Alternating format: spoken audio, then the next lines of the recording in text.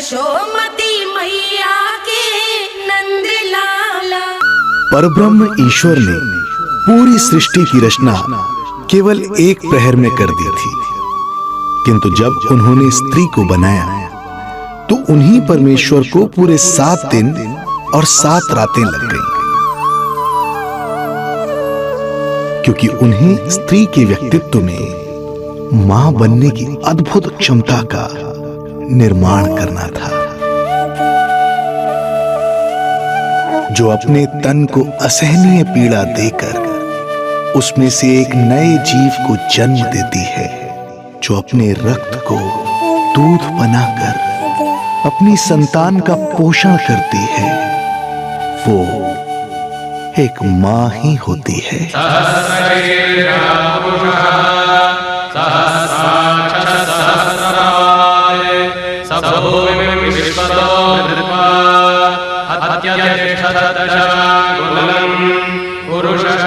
स्वयं भगवान श्री विष्णु भी मां की इस ममता से दूर ना रह पाए, विवश हो गए धरती पर अवतार लेने के लिए।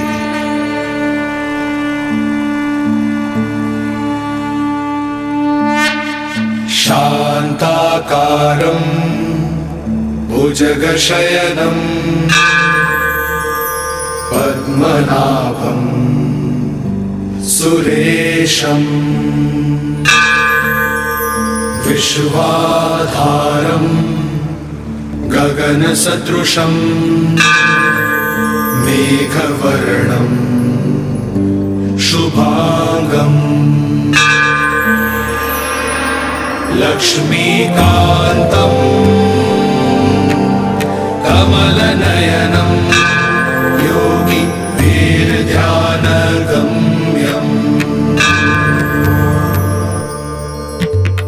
वन्दे विष्णुं भवभयहरं सर्वलोकैकनाथं वन्दे विष्णुं भवभयहरं सर्वलोकैकनाथं।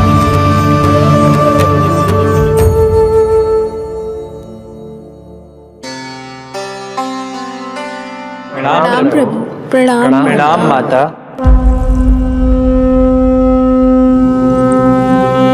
माता, प्रभु, दुष्कंस के अत्याचार दिन पर दिन बढ़ते ही जा रहे हैं। पृथ्वी की शांति नष्ट हो रही है प्रभु, और मैं देवराज इंद्र होकर भी कुछ नहीं कर पा रहा हूं।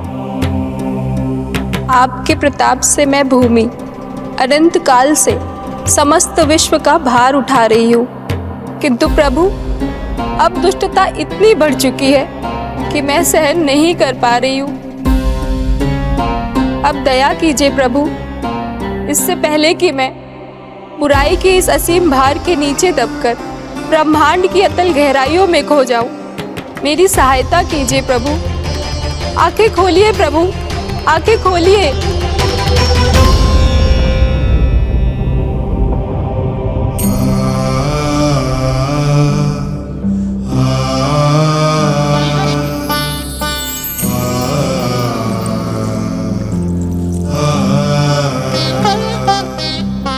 चिंता मत कीजिए, समय की पुकार को अनसुना नहीं करूंगा। मैं आप सबका कष्ट हरूंगा। मैं अवश्य अवतार लूंगा, मैं अवश्य अवतार लूंगा, मैं अवश्य अवतार लूंगा। श्री कृष्ण के रूप में, श्री कृष्ण के रूप में, श्री कृष्ण के रूप में।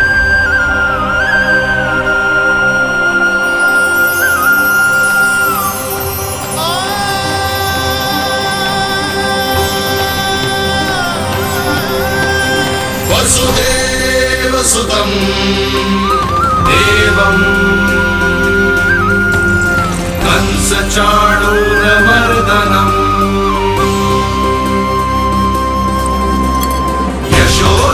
यशोदपरमानन्दम्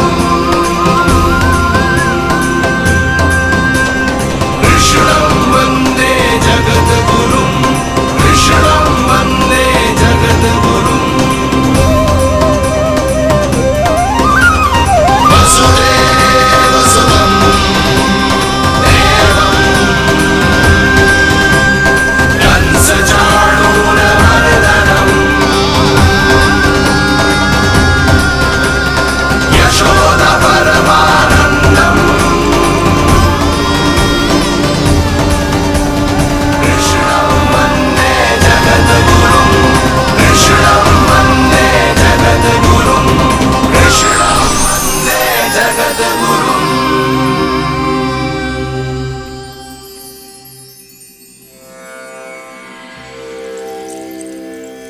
कंस का वध करूंगा। ऐसी परिस्थितियां उत्पन्न करूंगा जिनके कारण इस काल का सबसे बड़ा युद्ध होगा। कुरुक्षेत्र के मैदान में मैं सभी अत्याचारियों को एक साथ समाप्त करूंगा और इस प्रकार मैं भूमि देवी का भार अवश्य हल्का करूंगा। मैं धन्य हुई प्रभु। हम धन्य हुए प्रभु। किंतु ये सब मेरे अगले अवतार के प्रमुख कारण नहीं है। तो फिर प्रभु? मेरे अगले अवतार का सर्वप्रथम और सर्व प्रमुख कारण है मां के अलौकिक प्रेम का अनुभव करना। मैं मां की ममता के सभी रूपों का आनंद लेना चाहता हूं। उसके हाथों से भोजन करना, उसके अंग से लिपट जाना, लोरियां सुनना, संसार के सभी संकटों से सुरक्षित उसकी गोद में सोना, उसे मां मां कहकर पुकारना, सांसारिक विषयों के बारे में उससे जानना,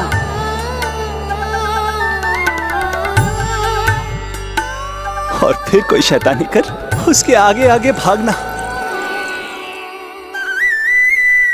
उससे डांट खाना और फिर उसे मनाने के लिए क्षमा मांगना।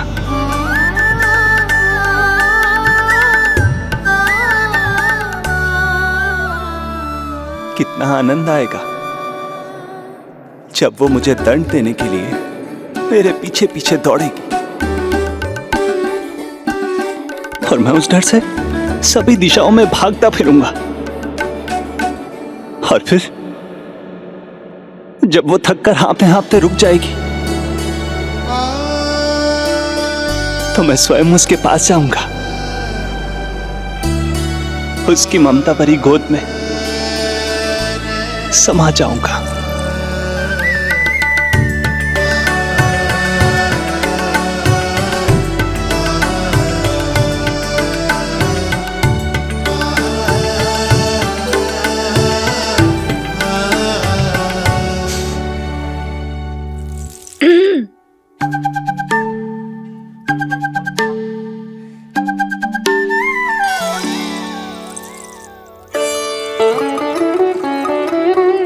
प्रभु, एक प्रश्न है। माँ और संतान के अद्भुत रिश्ते के इस आनंद को आप किसके साथ अनुभव करना चाहते हैं?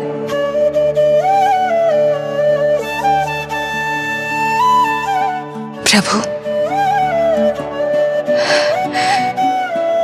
कौन है वो सौभाग्यशाली महिला जिन्हें आपने अपनी माँ के रूप में चुना है?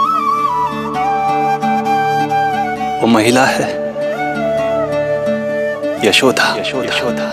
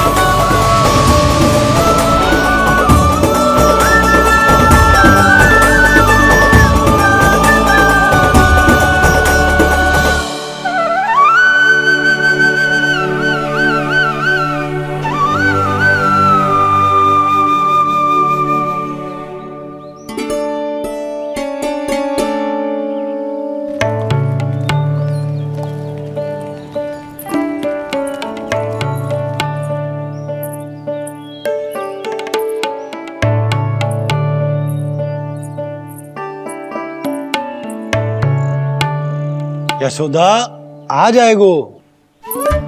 आपके जैसा बड़ा ना है कि रास्ता ढूंढते हुए अपने आप घर लौट आएगो। बस 6 महीने का बालक है, अबोध है।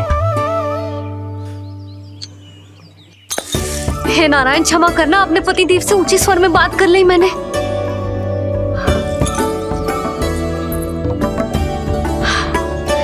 किसी को भी बुद्धि ना है पूरे गोकुल में कि नंद जी का बालक खो गयो है, सुबह सुबह घर से भाग गयो है। किसी को ना पड़ी है कि उसे ढूंढे लेकर आए। यही सामान देते हैं वे गोकुल के राजा को। हे भगवान, ना जाने मेरा बच्चा कहाँ होगो, कैसा होगो। कितना समय होगा है, अब तक तो भूख भी लगी आई होगी उसे। आप क्यों रुक गए? आप खाओ। हाँ हाँ, आप खाओ, आनंद से खाओ। आपको तो कुछ चिंता ही ना है। माँ ही तड़पती है अपनी संतान के लिए।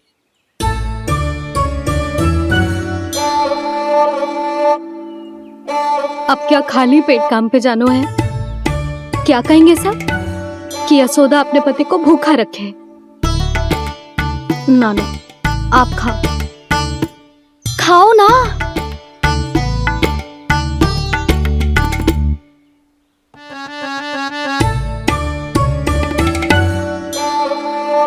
गुड़ के लड्डू कितने पसंद है उसे, कब से बना के रखे हैं। यशोदा, तुम स्वयं क्यों नहीं जाकर ढूंढती उसे? लड्डू भी खिला दियो और घर वापस भी ले आएंगे। जाओ, शीघ्र जाओ।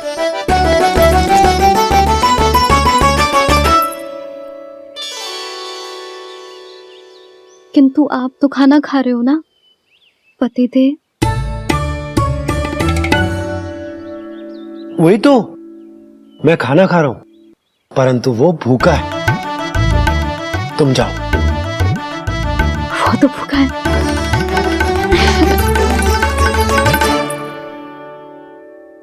ये बनेंगी श्री हरि के अगले अवतार की माँ।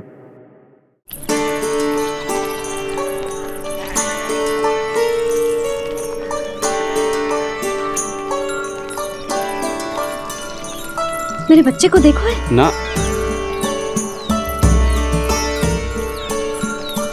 काकी, मेरे बच्चे को देखो है। नहीं नहीं,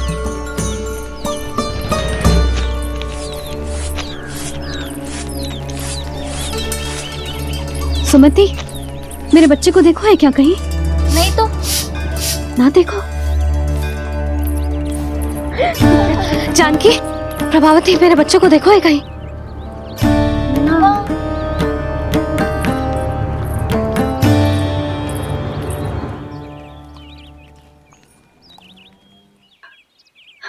कहाँ है तू?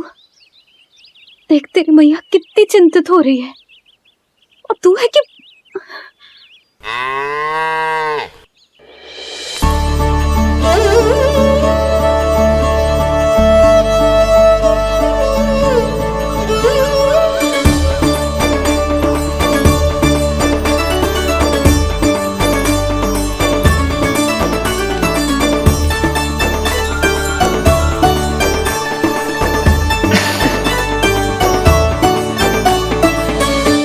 हाँ, अभी तक मैया यशोदा का लाडला यही है, 6 माह का बछड़ा। इसी पर ये अपनी सारी ममता न्योछावर करती हैं। तू फिर भाग गो। प्रतिदिन का काम हो गो है तेरा। मैंने कही थी ना, मेरे बिना, अपनी मैया के बिना कहीं ना जानो है। ये संसार कितना भयानक है, कुछ मालूम है तुझे? दुष्ट भरे पड़े चारों ओर।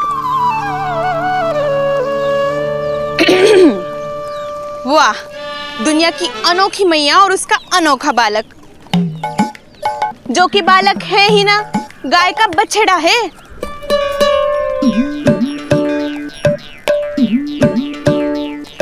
तो लक्षणा, तुम्हारी जे दशा कौन ने की? और कौन ने? जे तुम्हारे सपूत ने कूद फाड़ के मेरे पूरे बगीचे का सत्यानाश कर दो है। मेरा रामू ऐसा कर ही ना सकता। जे क्यों आएगा तुम्हारे बगीचे में? रंग बिरंगे फूलों के लिए। फूलों के लिए?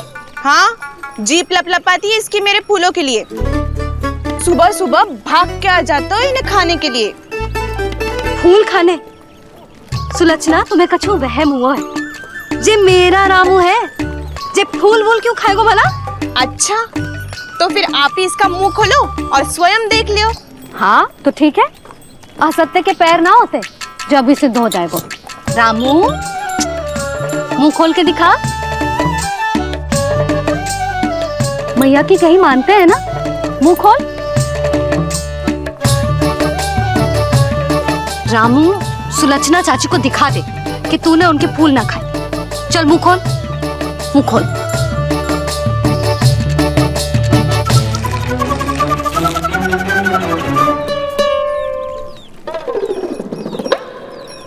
हाँ हाँ देख लो, इसने कुछ ना खाया है। हाँ हम चल रहे हैं। अरे पर मुझे भी तो देख लेने दो। सुलक्षणा, मैं नंद देव की पत्नी हूँ, तुम्हें क्या लगता है मैं असत्य बोलूंगी?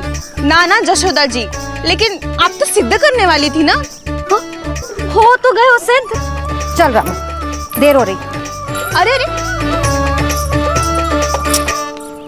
वैसे रामू जी बहुत बुरी बात है, नंद जी का बालक चोरी कर, जो अपनी वस्तु ना है उसे छूते भी ना है, समझ आई? जे करूंगी सुलक्षणा के यहाँ भरी टोकरी बेसन के लड्डू भिजवा दूंगी, प्रसन्न हो जाएगी। ये तो बड़ी चतुर है प्रभु। हाँ प्रभु, और जीवट भी है इनमें। बस यही देखा आप सबने?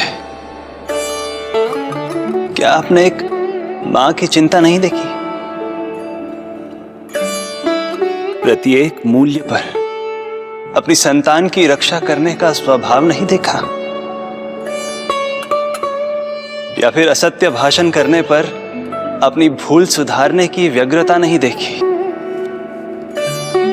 कोई बात नहीं, मैं बताता हूं यशोदा क्या है।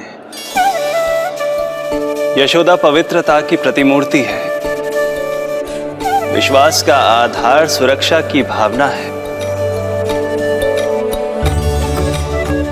ममता का मूर्त रूप है वो, वात्सल्य की गंगा है, भावनाओं का बहता हुआ निर्झर है। यशोदा अपने आप में परिपूर्ण है। यशोदा मां है। प्रभु, मां यशोदा निश्चित ही अद्भुत है। जिनके यहाँ आप पुत्र बनकर जाना चाहते हैं, उन्हें तो असाधारण होना ही है। किंतु प्रभु, आपके दिए हुए वचन के अनुसार आपको देवी देवकी का पुत्र बनकर जाना है, तो फिर आप एक ही जन्म में दोनों माताओं के पुत्र कैसे बन सकते हैं? आपका प्रश्न उचित है इंद्रदेव। पूर्व काल में प्रजापति सुतप्पा और उनकी पत्नी प्रश्नी ने मेरी घोर तपस्या की थी। उनके आग्रह करने पर मैंने उन्हें वरदान दिया था कि जब वो देवकी और वसुदेव के रूप में पृथ्वी पर आएंगे, तब मैं उनका अष्टम पुत्र कृष्ण बनकर जन्म लूंगा। पर मैया यशोदा के वात्सल्य प्रेम ने मुझे दुविधा में डाल दिया, क्योंकि वो भी तो पिछले जन्म से ही है ना। पिछले जन्म से?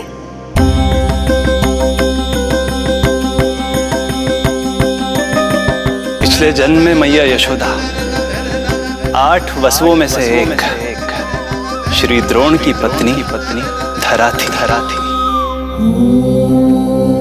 नमो नारायणाय।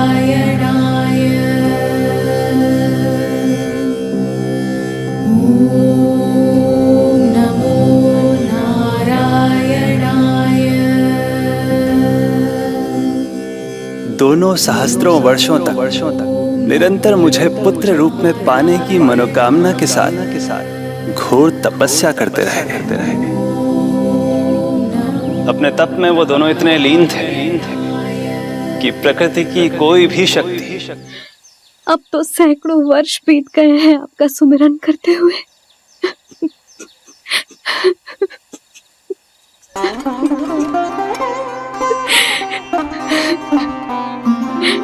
सजा सुमिरन सबसे हरि का साचा है हरि नाम। साचा सुमिरन सबसे हरि का साचा है हरि नाम। जिनकी कृपा से बन जाते हैं सबके बिगड़े काम, सबके बिगड़े काम। साचा सुमिरन सबसे हरि का साचा है हरि नाम। आतुर है आंचल का उपवन, सुनने को पैजनिया छुन छुन। मधुर मधुर तुतलाती बोली, खेले संग संग आँख में चोली। मेरे मुख पे भी दे दो प्रभु ममता भरी मुस्कान। साचा सुमिरन सबसे हरि का साचा है हरि नाम। भक्त बिना भगवान है जैसे, माता बिन संतान के वैसे। हरि बिन मेरा जीवन सूना, भगवान लाज मेरी रख लो ना। भगवान लाज मेरी रख लो ना।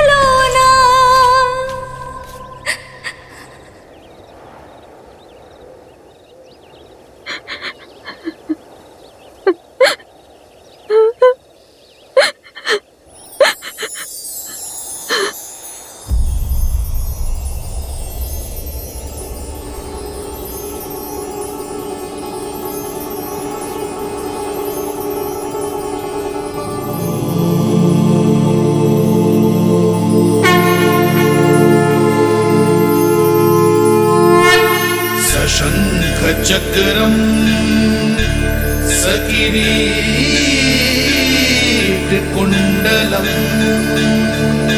सपीत वस्त्रम सरसीरुहे क्षणम।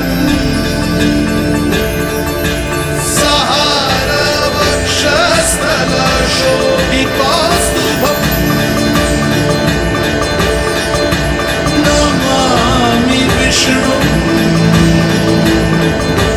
शिरसा चतुर्भुजम्।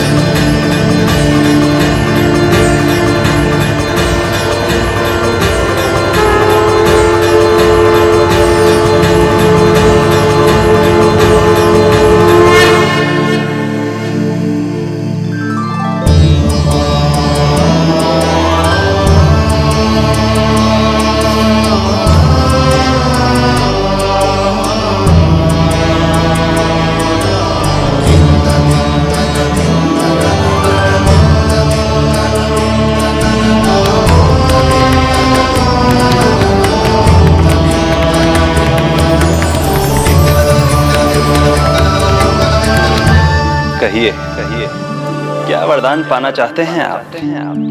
प्रभु, हम आपकी सेवा करना चाहते हैं, परंतु भक्त की भांति नहीं, अभी तो माता पिता के समान। आपका एक पुत्र के रूप में पालन पोषण करें। आप हमें माँ पिता के भांति प्रेम दें और हम आप पर अपनी ममता न्योछावर कर सकें। बस इतनी ही इच्छा है प्रभु। आपकी इच्छा पूर्ण होगी। मैं आपकी संतान के रूप में अवश्य आऊंगा, किंतु उसके लिए आपको मेरे अगले अवतार के बाद एक और अवतार की प्रतीक्षा करनी होगी, क्योंकि अगले जन्म के लिए मैं पहले ही ये वरदान माता देवकी को दे चुका हूँ। प्रभु, किसी भी जन्म में आपको अपने पुत्र के रूप में पाना मेरा सौभाग्य होगा, किंतु मेरी ममता मेरे वश में नहीं है प्रभु। आप साक्षात मेरे सामने खड़े हैं, किंतु मेरे नेत्र आपके इस दिव्य चतुर्भुज रूप को नहीं देख पा रहे। इन्हें तो आप अभी से बाल रूप में दिखाई दे रहे हैं। मेरे भीतर उमड़ती ममता की ज्वार का अनुभव कीजिए प्रभु। केवल कल्पना मात्र से मेरा वक्षस्थल दूध से भराया है। ये गोद तरसने लगी है, मन अभी से लोरिया गाने लगा है। मेरे इस अनुरोध को स्वीकार कीजिए प्रभु, कृपा करें। इस मां से और प्रतीक्षा ना करवाए प्रभु, और प्रतीक्षा ना करवाए। उस पल माता धरा की ममता भरी भक्ति और प्रेम भाव को देखकर मेरे मुख से भी वो शब्द निकल ही पड़ा जिसे एक बच्चा पहली बार बोलना सीखता है, माँ। माँ,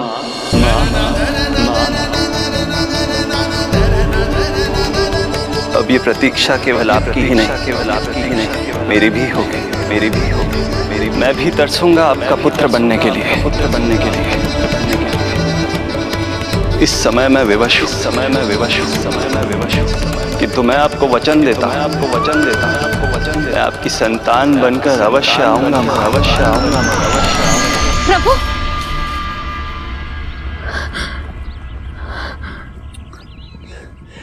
धरा, भगवान ने हमारी पुकार सुन ली। वरदान तो सभी भक्तों को मिलता है, परंतु हमें तो हरि का वचन मिला है। वो आएंगे, अवश्य आएंगे। अब हमें केवल उस शुभ दिन की प्रतीक्षा करनी है। अब और प्रतीक्षा नहीं होगी मुझसे।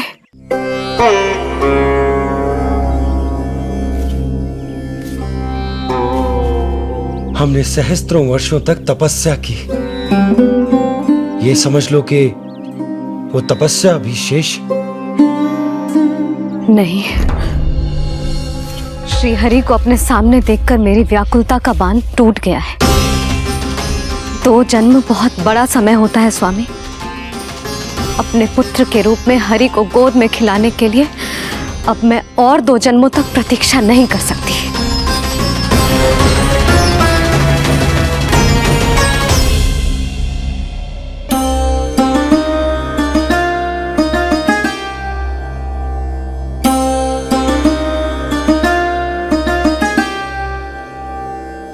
व्यर्थ हरि बिन जग ये सारा, व्यर्थ हरि बिन जीवन धारा।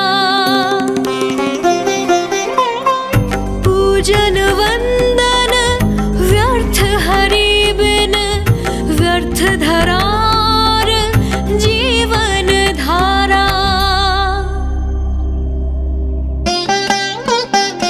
वरुण देव विनती सुन लीजिए, तन मेरा निर्जल कर दीजिए। हरि के बिन सारा जल तन का सागर सा हो गया है खारा। प्रभु, माता धरा की तपस्या का तेज अत्याधिक है। प्रकृति के 5 तत्व, 5 महाभूत इनकी पुकार सुनने के लिए विवश है।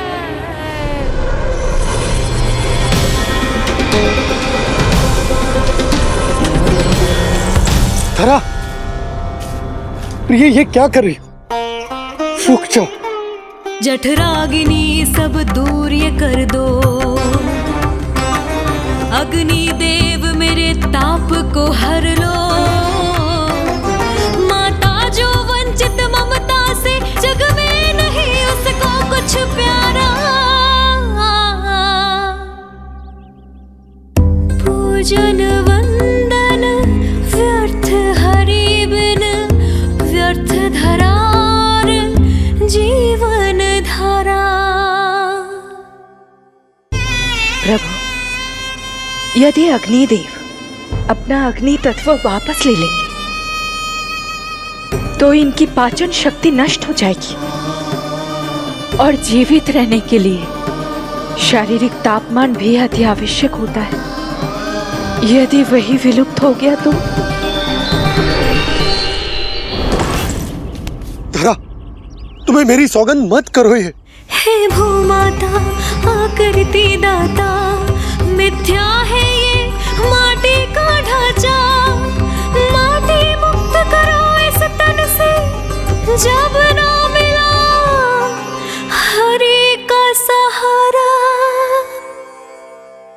प्रभु, भू तत्व ही तन को भार देता है, उसके बिना ये तो पूरी तरह से ढह जाएंगी। धरा, धरा, ये क्या हो गया? बस करो अब। प्रभु, कुछ कीजिए। मैं संसार का संचालक हूं देवी, नियमों का पालन करने के लिए मैं भी बाध्य हूं। जो वचन मैं पहले ही माता देवकी को दे चुका हूं, यदि मैं चाहूं तो भी उसे तोड़ नहीं सकता।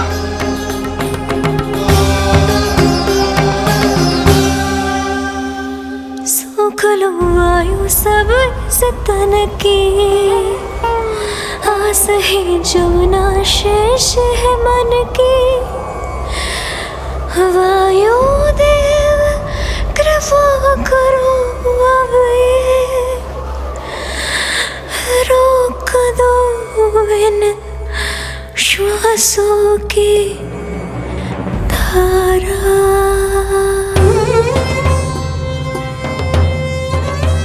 प्रभु, प्राण वायु के बिना प्राणों का बचना संभव नहीं।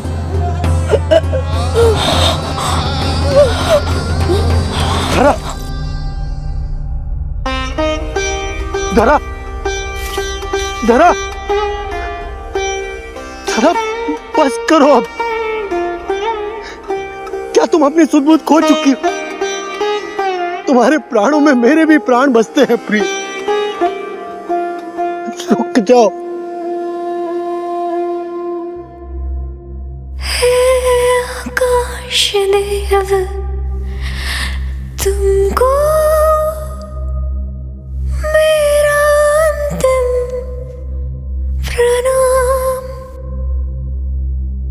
अंतरात्मा लीन करो मेरी,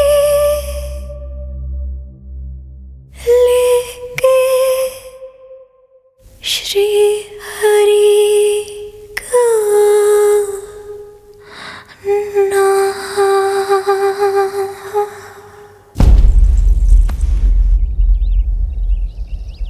धरा,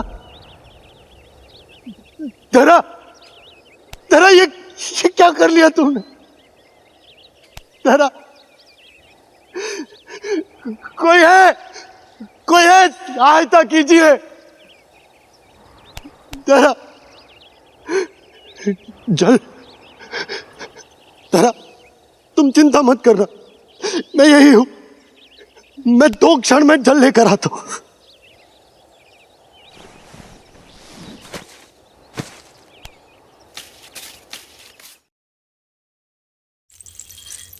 प्रभु, आप नियमों से तो अवश्य बंधे हैं, परंतु आप लीलाओं के स्वामी हैं। कोई तो उपाय निकालिए। आपने इन्हें मां कहकर पुकारा है। मां की प्राण रक्षा पुत्र नहीं करेगा तो और कौन करेगा?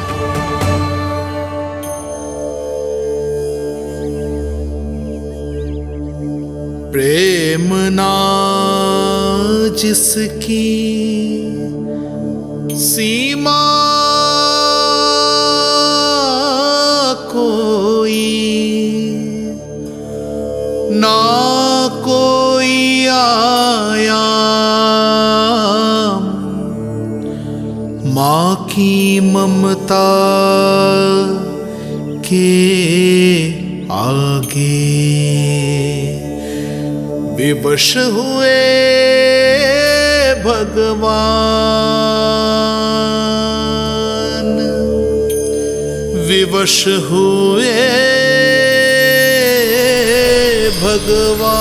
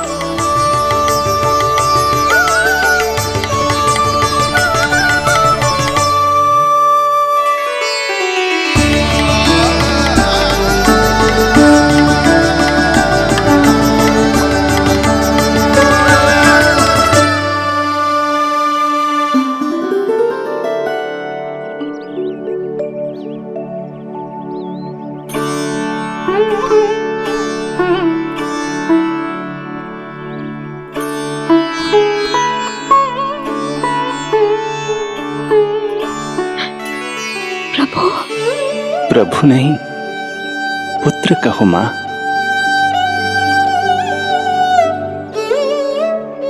पुत्र, मेरा पुत्र, मेरा पुत्र।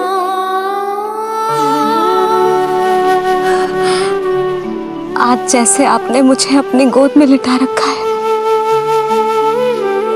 क्या कुछ ऐसा नहीं हो सकता कि शीघ्र ही मुझे आपको अपनी गोद में खिलाने का अवसर मिल जाए?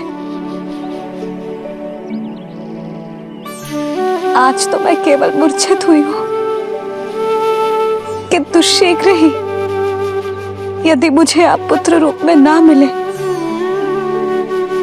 तो मेरे प्राण चले जाएंगे। ऐसा ना कहो मां।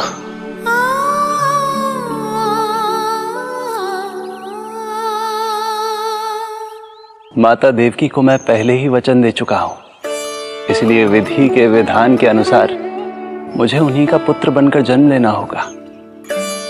किंतु आपकी आतुरता का अनुभव करने के बाद अब मैं भी आपका स्नेह पाने से स्वयं को और वंचित नहीं रख सकता। आपने वरदान मांगा था कि आप पुत्र की भांति मेरा पालन पोषण करना चाहती हैं, इसलिए यदि आप उचित समझे तो आप अगले जन्म में ही अपनी इच्छा पूर्ण कर सकती हैं। जिस आयु में संतान को अपनी मां की ममता के आंचल की आवश्यकता सबसे अधिक होती है, उस आयु में अर्थात अपने जन्म के प्रथम दिन से 10 वर्षों तक मैं आपके साथ रहूंगा। किंतु फिर मुझे अपनी जन्म देने वाली मां माता देवकी के पास लौटना होगा। ऐसा करने से मैं उन्हें दिया वचन भी निभा पाऊंगा और आपकी ममता का सौभाग्य भी प्राप्त कर पाऊंगा। यदि आपको स्वीकार हो तो। स्वीकार है, स्वीकार है प्रभु, सहर्ष स्वीकार है। एक माँ और पुत्र का नाता केवल उसके कोख से जन्म लेने से ही नहीं बनता, ये नाता तो ममता से बनता है और मैं अपनी ममता आप पर न्यौछावर करने के लिए आतुर हूं। यशोमती मैया के नंद लाला, यशोमती मैया के नंद लाला, यशोमती मैया के नंद लाला, यशोमती मैया के नंद लाला। तो इस प्रकार परमपिता परमेश्वर श्री हरि विष्णु एक ही जन्म में दो दो माताओं का पुत्र बनने के लिए उत्साहित भी थे और भावुक भी। किंतु जगत माता श्री लक्ष्मी और अन्य सभी देवगण ये जानना चाहते थे कि श्री हरि ये अभूतपूर्व कार्य कैसे करेंगे। भगवान बोले, ये सब संभव होगा उसके कारण जो मेरे अगले जन्म की कथा का मुख्य पात्र है, कंस।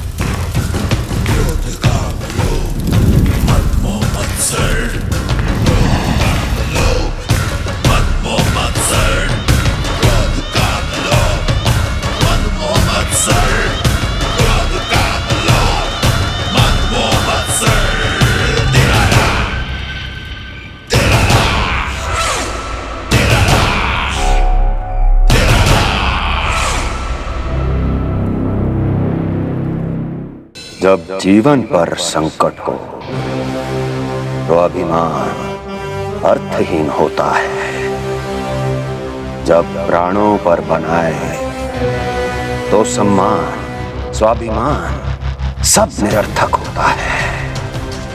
इन व्यर्थ के मूल्यों को बीच में मत आने दो। और दया उसे तो बिल्कुल नहीं।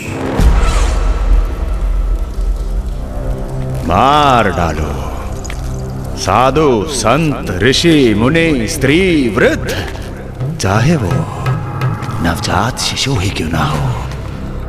किंतु हाँ, यदि शत्रु भारी पड़ने लगे, पराजय सामने दिखाई देने लगे, तो उसी क्षण शत्रु के पैर पकड़ लो और अपने प्राणों की भिक्षा मांग लो। अहंकार को आड़े मत आने दो। अग्नेः शेषम ऋणः शेषम शत्रुः शेषम तथैव च पुनः पुनः प्रवर्धेत तस्मात् शेषम न कार्येत। अर्थात अग्नि की एक भी चिंगारी, ऋण की एक भी मुद्रा और शत्रु की एक भी संतान यदि शेष रह जाए तो शीघ्र ही विकराल रूप धारण कर सकती है। इन सब का समूल नाश ही एकमात्र उपाय है अपनी सुरक्षा का। इसलिए कहता हूं, साम दाम दंड भेद कोई भी युक्ति क्यों ना लगानी पड़े, शत्रु के प्राणों का हरण ही परम उद्देश्य होना चाहिए। छोड़ो मत, फिर चाहे वो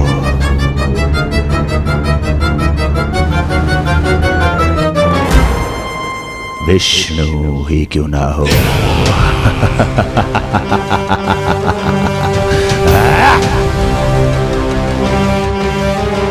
यही थी कंस की दिनचर्या।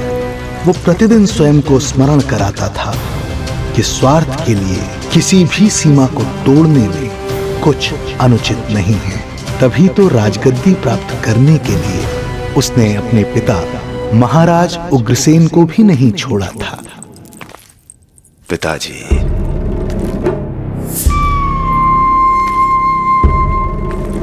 हो सके तो मुझे क्षमा कर दीजिएगा।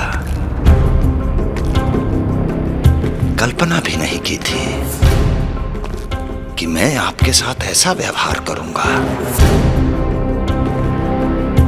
आपको प्रतीत हो रहा होगा कि मैं क्रूर हूं, स्वार्थ में अंधा हो गया हूं, किंतु मैं विवश हूं।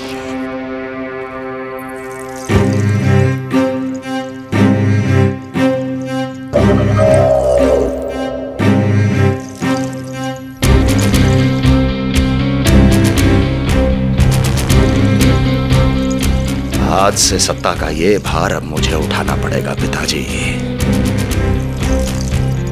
क्योंकि आप तो अत्यंत दयावान हैं। अपनी आवश्यकता से अधिक प्रेम आपको अपनी प्रजा से है, किंतु मैं ऐसा नहीं। मैं अपने शत्रुओं का काल हूं, तभी तो मेरे प्रति दुर्भावना रखने वाले मेरे सम्मुख आने से पहले थर थर कांपते हैं। इसलिए मथुरा का राज सिंहासन मेरे साथ अधिक सुरक्षित रहेगा, क्योंकि मैं आपसे अधिक उपयुक्त हूं पिताजी। मेरा विश्वास कीजिए। हृदय पर गोवर्धन पर्वत रखकर मुझे यह निर्णय लेना पड़ रहा है पिताजी।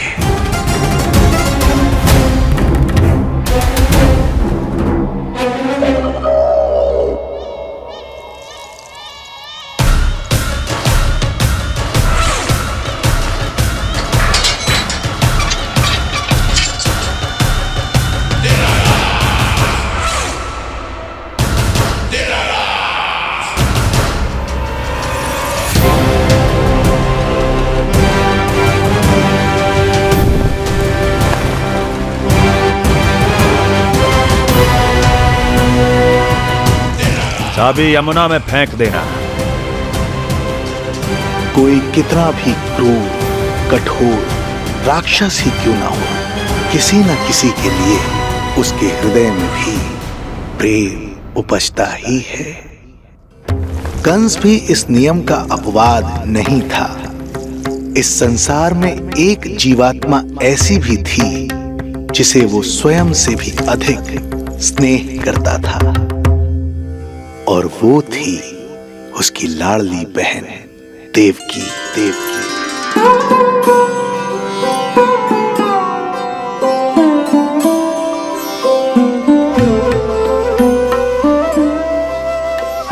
देवकी के लिए कंस एक राजा नहीं, मात्र भाई था, जो अपनी बहन की छोटी सी मुस्कुराहट के लिए आकाश पाताल एक कर सकता था।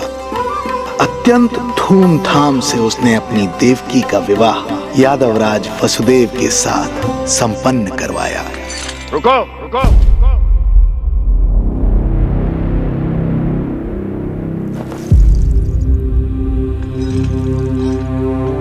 ये आप क्या कर रहे हैं? आप मथुरा नरेश हैं?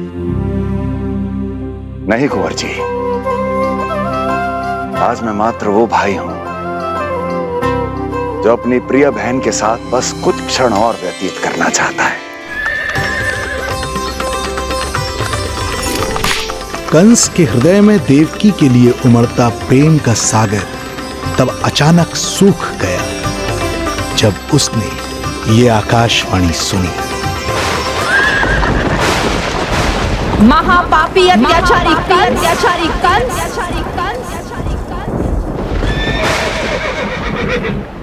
जिस देवकी को तू इतने प्रेम से ससुराल ले जा रहा है, वही तेरे अंत में सहायक होगी। तेरा काल तेरी प्रिय बहन के गर्भ से उसकी 8वीं संतान बनकर जन्म लेगा और तेरा विनाश करेगा।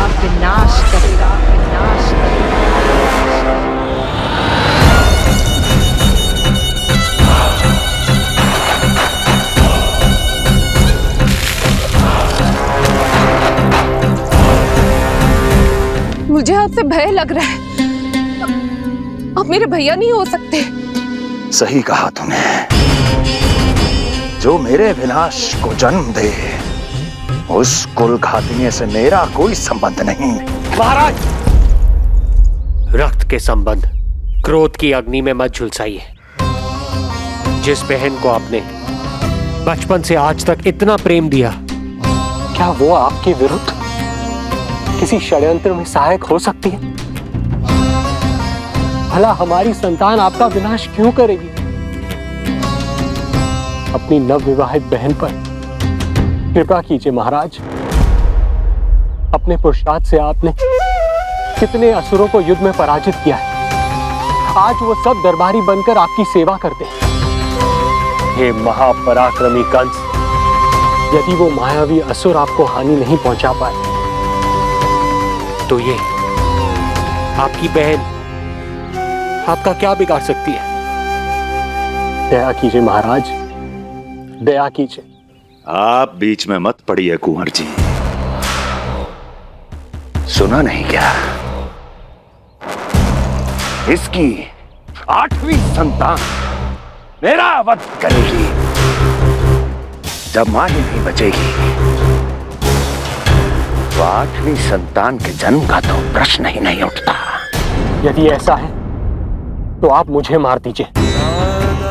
जब मैं ही जीवित नहीं रहूंगा तो देवकी की संतान होने की संभावना ही समाप्त हो जाएगी। अपने बहनोई की हत्या का पाप मैं नहीं कर सकता। और बहन की हत्या का पाप कर सकते हैं? जिसे जीवन भर प्रेम दिया है, उसके प्राण लेने का अधिकार है मुझे। प्रिय भैया, यदि आपको इस विषय में इतना संदेह है तो आप हमारी 8वीं संतान के प्राण ले लीजिएगा। बल्कि 8वीं संतान ही क्यों, उसका जन्म होने तक हमारी सभी संतानों का वध आप स्वयं अपने हाथों से कर लीजिए। स्वामी, हे मथुराधिपति, मेरी पत्नी को प्राण दान दे दीजिए। मैं महाराज शूरसेन का पुत्र वसुदेव आपको वचन देता हूं, अपनी 8 संतानों को जन्म देते ही स्वयं आपके सामने प्रस्तुत करूंगा। अपनी 8 संतानों को जन्म लेते ही स्वयं आपके सामने प्रस्तुत करूंगा।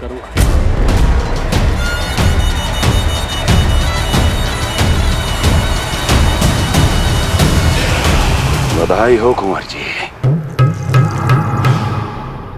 अपनी पत्नी के प्राण बचाने में आप सफल हुए। किंतु आपकी संतानें इतनी भाग्यशाली नहीं होंगी। वचन स्मरण रहे।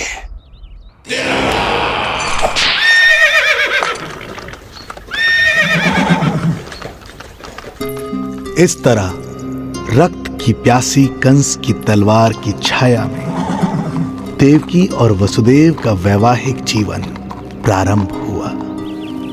जब कंस की निर्ममता और वसुदेव के वचन का ये दुखद समाचार गोकुल पहुंचा तो हे नारायण, अर्थात राजा वसुदेव यदि कंस के सामने गिड़गिड़ाते नहीं तो रानी देवकी के प्राण चले जाते। हाँ नंदराज, और अब वो दोनों कंस के महल में हैं, किंतु वो महल भी उनके लिए किसी बंदी गृह से कम नहीं है।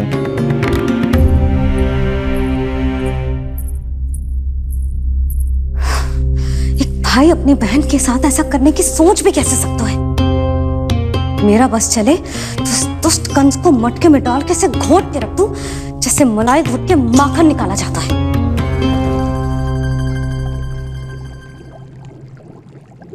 ना, माखन ना, जे कंस तो कीड़ा है। इसे तो पटक पटक के ऐसे मारना चाहिए जैसे कीड़ा निकालने के लिए धान के गट्ठर को पटका जाता है।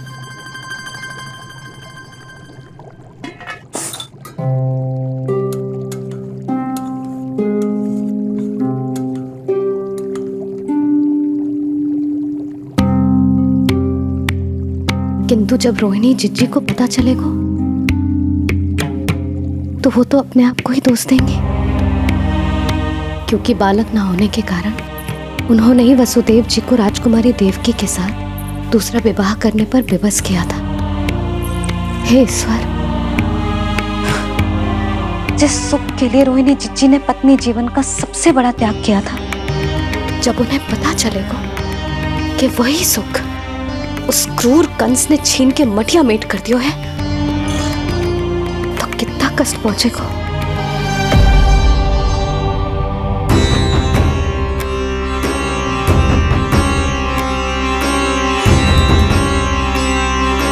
रोहिणी जीजी,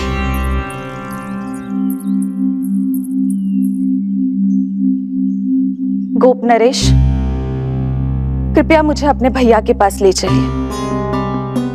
संकट के समय मुझे उनके साथ होना चाहिए।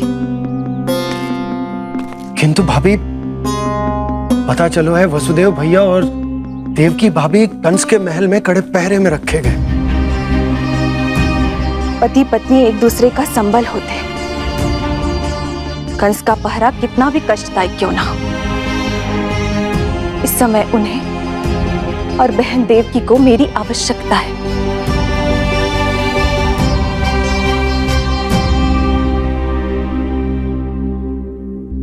ये मेरी विवशता है। ये यादव कुलदीपक होकर भी आपको इस महल में बंदियों की तरह रहना पड़ रहा है,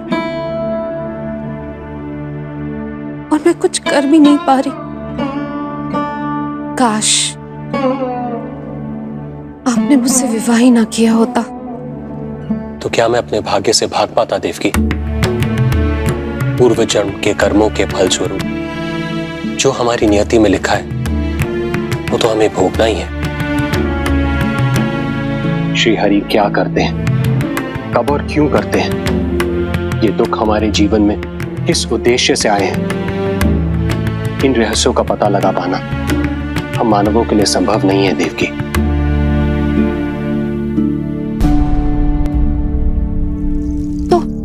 तो फिर चलिए यहां से भाग चलते हैं, कहीं ऐसे स्थान पर जहां भैया की छाया भी हम पर ना पड़ सके।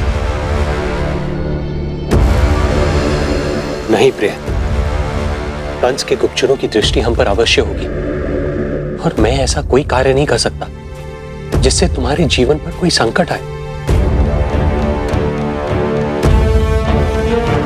और मैंने उन्हें अपनी सभी संतानों को सौंपने का वचन भी दिया है।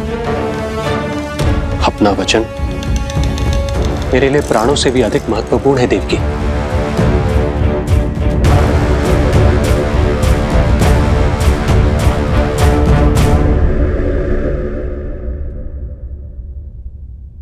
राजन, राजकुमारी, गोकुल से रानी रोहिणी और गोपराज नंद पधारे हैं।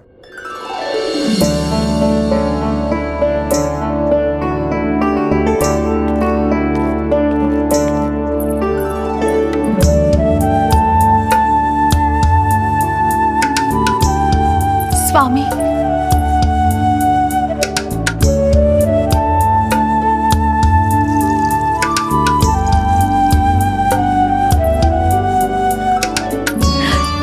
बहन, दीदी,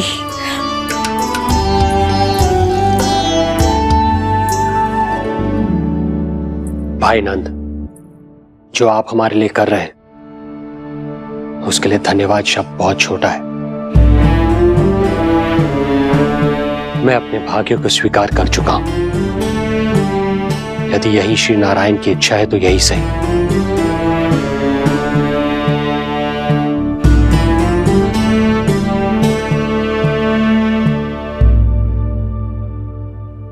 भाई नंद, इस समय मथुरा का वातावरण अनुकूल नहीं है, आपको जाना चाहिए। यशोदा भाभी भी चिंतित हो रही होंगी, उनसे कहिएगा हम यहां सुरक्षित हैं अभी तक।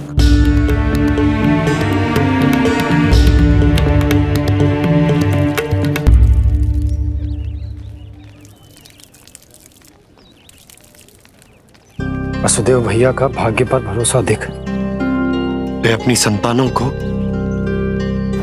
कंस को अवश्य सौंपेंगे।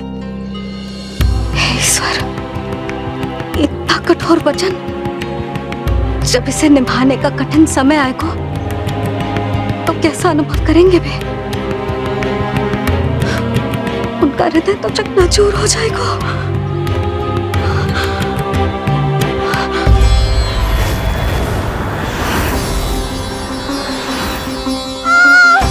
सब्र से सब ठीक हो जाएगा।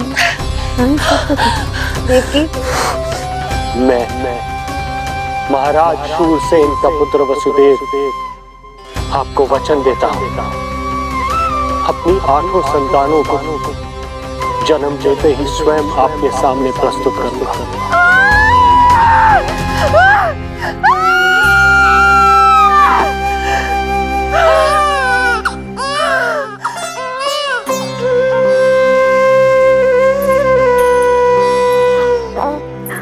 बधाई हो स्वामी, आपको पुत्र रत्न प्राप्त हुआ है।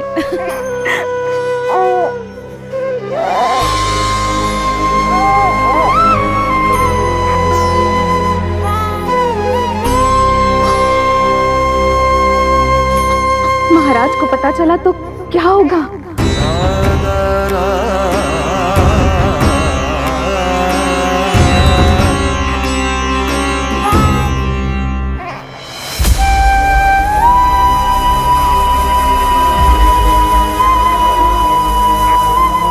अपने पुत्र को इन हाथों में थामना।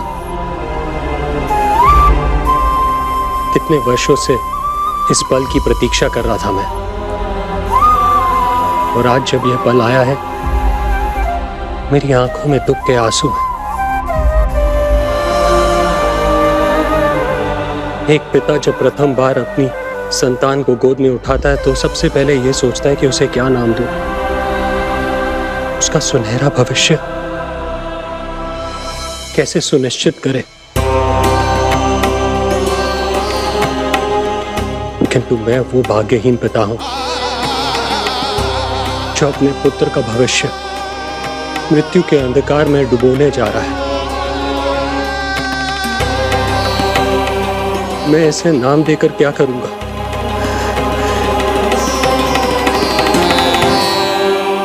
क्या आपके वचन का महत्व आपके पुत्र के प्राणों से अधिक है स्वामी?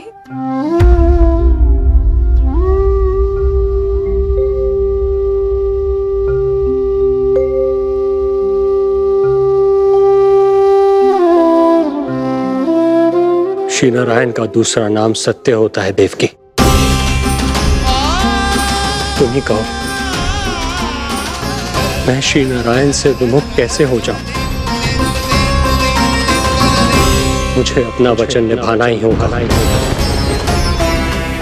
हृदय के टुकड़े टुकड़े क्यों ना हो जाए,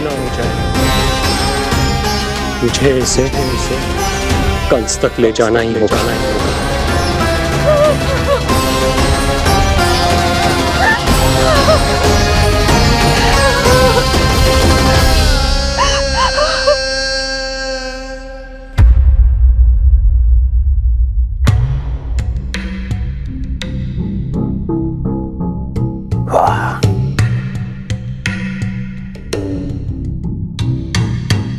इतना स्वादिष्ट भोजन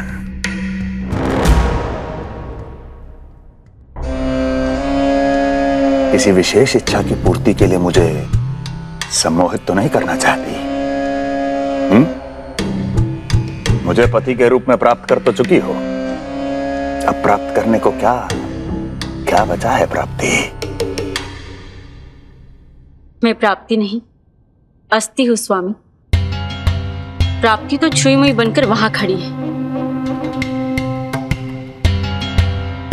आप सदैव अपने विषय में ही सोचते हैं, कभी मेरे ओर भी निहारा कीजिए, तभी तो मेरा नाम सही से स्मरण होगा आपको।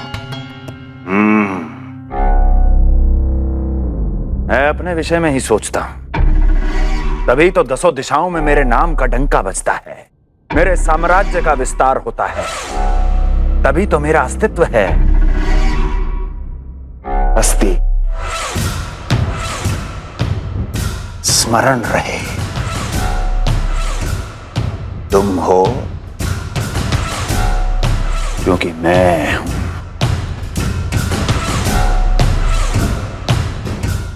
वन में यदि सिंह न हो तो उसके आश्रिति पर गीदड़ भी आक्रमण कर देते हैं। सिंह कभी अपने शत्रु को एक क्षण भी जीवित नहीं छोड़ता महाराज। आपने तो छोड़ दिया देवकी को। सिंह नहीं, आप वो गाय हैं जो अपनी कसाई से अथाह प्रेम करती है।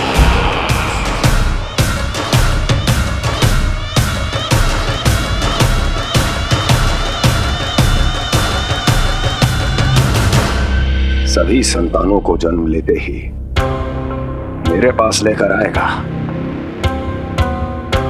ये वचन दिया है वसुदेव ने मुझे। तो फिर आया क्यों नहीं महाराज? प्रथम शिशु का जन्म तो हो चुका है।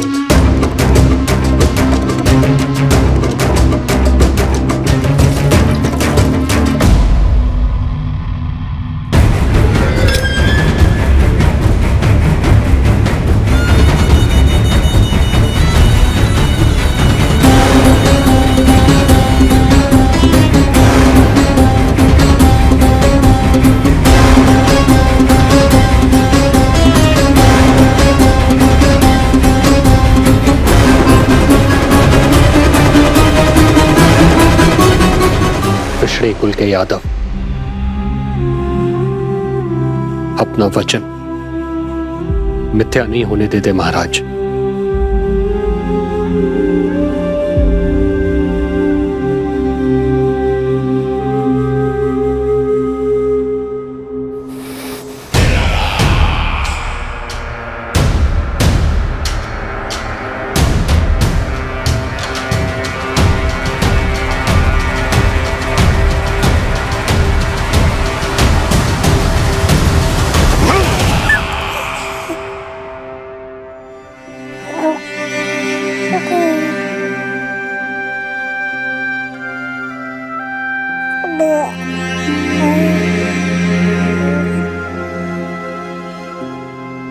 ये देवकी का पुत्र है, मेरी बहन जो मुझे प्रिय हुआ करती थी, उसका प्रथम पुत्र है ये, मेरा प्रथम भांजा।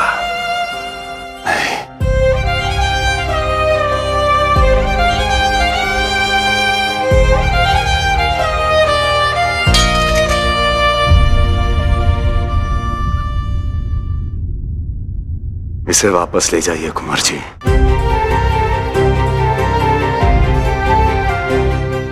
देवकी की प्रथम संतान से मुझे कोई संकट नहीं।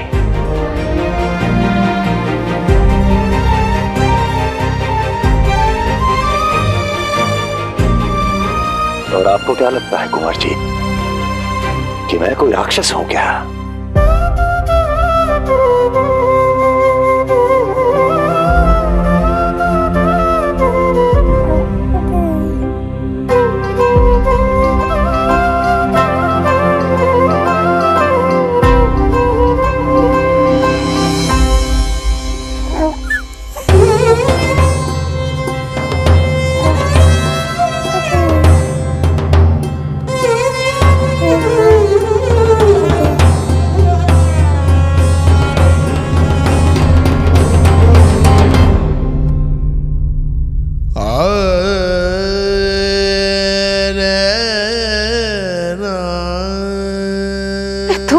गोद पे भी नहीं उठा पाई थी दीदी।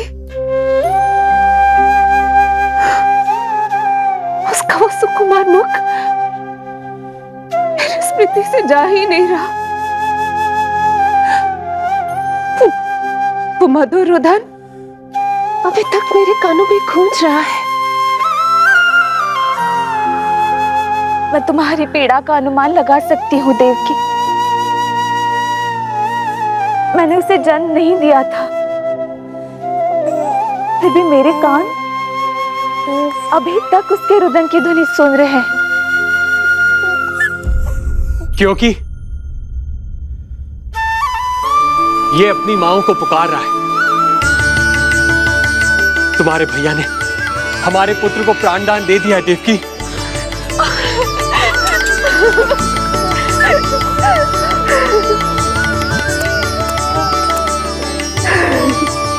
स्वामी, अब अपने पुत्र का नामकरण कीजिए। इसे ऐसा नाम दीजिए कि इसका भविष्य यश और कीर्ति से परिपूर्ण हो। कीर्तिमान, कीर्तिमान होगा इसका नाम।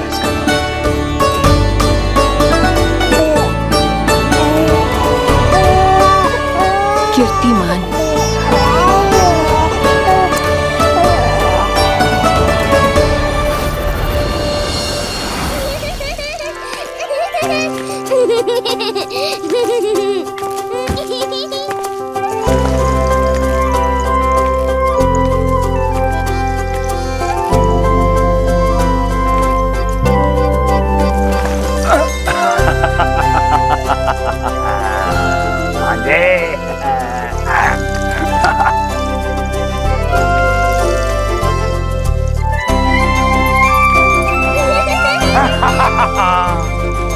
भांजे, भांजे, मामा से बचना असंभव है। मामा जी, आपकी भुजाओं में कितना बल है, मुझे पीड़ा हो रही है। मेरा दूसरा हाथ पकड़ लीजिए। तुझे पीड़ा हो रही है? ये ले।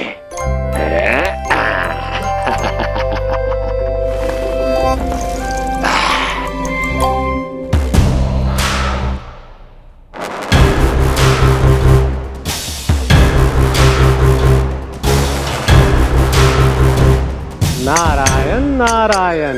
मामा जी मूर्ख बन गए, मामा जी मूर्ख बन गए, मामा जी मूर्ख बन गए। इतना दुस्साहस! जा खेल। अब मामा जो है देवर्षि के साथ मंत्रणा करेंगे। जा खेल। क्योंकि अत्यंत महत्वपूर्ण ना हो तो देवर्षि हमारे द्वार पर आने का कष्ट नहीं उठाएंगे। कहिए देवर्षि, कैसे आना हुआ? मैं तो बस आपको ये अद्भुत कमल पुष्प भेंट करने आया था महाराज। इसे देखते ही मुझे आपका स्मरण हुआ था। मानो ये मुझे पुकार कर कह रहा हो, मुझे महाराज कंस के पास ले चलिए। इसमें तो कुछ भी विशेष नहीं है देवर्षि। इसमें 8 पंखुड़ियां हैं महाराज, और 8वीं पंखुड़ी सबसे विशेष है। यदि विश्वास न हो तो आप स्वयं गिनकर देख लीजिए। आप मेरा उपहास कर रहे हैं देवर्षि। आप गिनिए तो सही महाराज। 1 2 3 4 5 6 7 8। क्या आप निश्चित रूप से कह सकते हैं कि यही 8वीं पंखुड़ी है? विचार कीजिए महाराज। क्या आप बिना किसी शंका के कह सकते हैं कि कौन सी पंखुड़ी पहली है और कौन सी 8वीं? क्या आप पूर्ण विश्वास के साथ कह सकते हैं कि कौन प्रथम है और कौन अंतिम? फिर चाहे वो पंखुड़ी हो या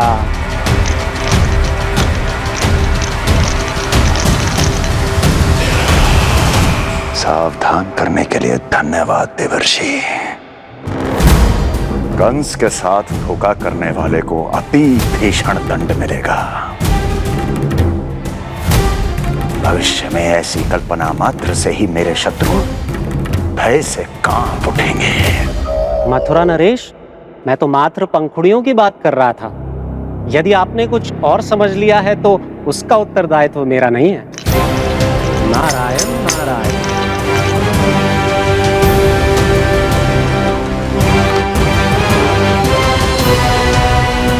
विचार कीजिए महाराज। क्या आप बिना किसी शंका के कह सकते हैं कि कौन सी पंखुड़ी पहली है और कौन सी 8वीं? क्या आप पूर्ण विश्वास के साथ कह सकते हैं कि कौन प्रथम है और कौन अंतिम? फिर चाहे वो पंखुड़ी हो या... मामा जी मूर्ख बन गए, मामा जी मूर्ख बन गए, मामा जी मूर्ख बन गए, मामा जी मूर्ख बन गए।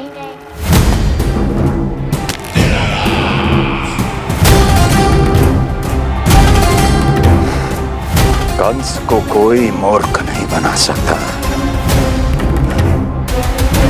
कीर्तिमान। जी मामा जी।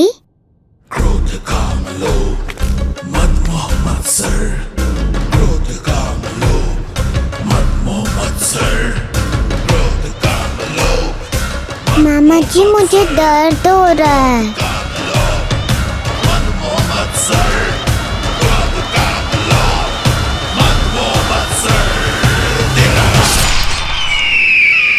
स्वामी, ये कीर्तिमान के लिए कैसा लग रहा है? ये लीजिए स्वामी।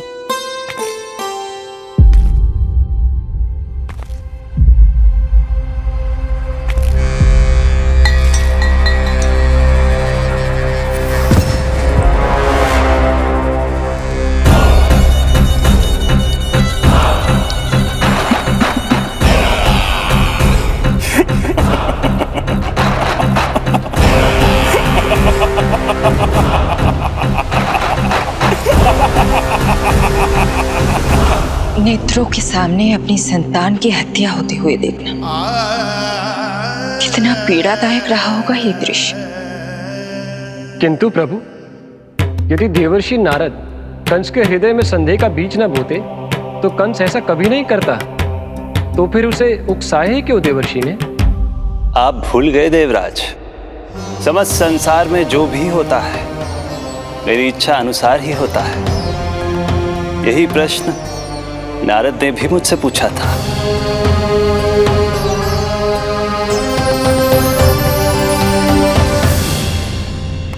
नारायण नारायण।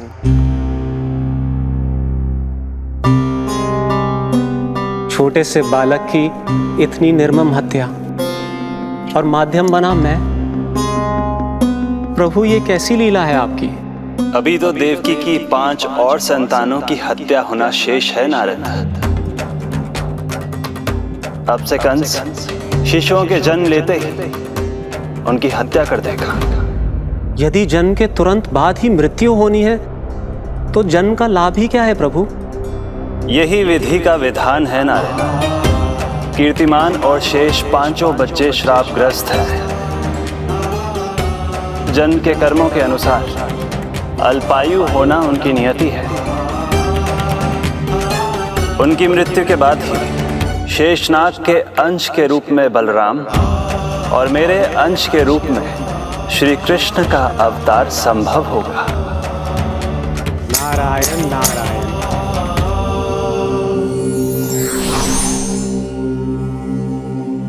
देवकी के पुत्र एक के बाद एक जन्म लेते रहे और उनकी हत्या कर कंस अपने पापों की संख्या में वृद्धि करता रहा।